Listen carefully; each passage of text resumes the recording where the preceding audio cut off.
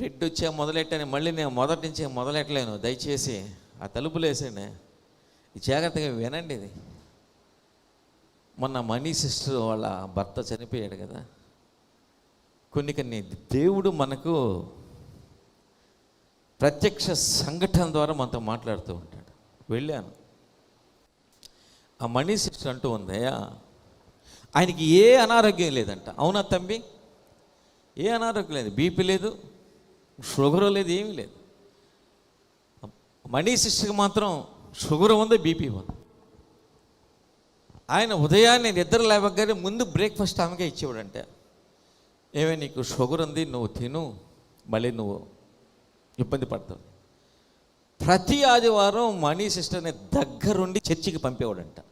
నీకు షుగరు బీపీలు ఉన్నాయి, మళ్ళీ నీకు ఏమైనా అయితే జాగ్రత్త, నువ్వు ఆ చర్చికి వెళ్తావు కాబట్టి నువ్వు బాగున్నావు, చర్చికి ఖచ్చితంగా వెళ్ళు, ఎందుకంటే నీకు ఆరోగ్యం బాగలేదు, నువ్వు చర్చికి ఖచ్చితంగా వెళ్ళని ప్రతి ఆదివారం ఈ బద్దకించిన దగ్గరుండి పంపించేవాడంట.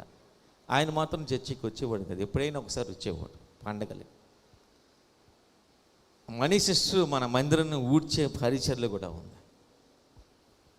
కానీ జరిగింది ఏంటంటే, ఏ అనారోగ్యం లేని ఆయన ఉన్నట్టుండి హార్ట్ అటాక్తో చనిపోయాడు.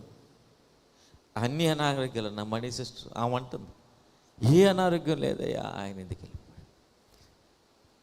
ఇంతకని నేను చెప్పలేను. దీన్ని బట్టి నీకేం అర్థమైంది?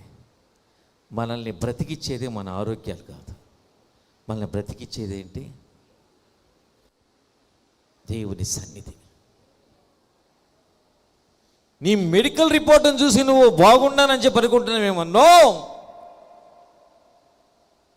డాక్టర్లు చెప్పే మాటలు బట్టి నేను ఎక్కువ కాలం బ్రతుకుతాను. నో, నిన్ను బ్రతికిచ్చేది, నీకు ఆరోగ్యం ఇచ్చేది ఏదైనా ఉందంటే అది దేవుని యొక్క సన్నిధి, దేవుని శక్తి అయ్యాను.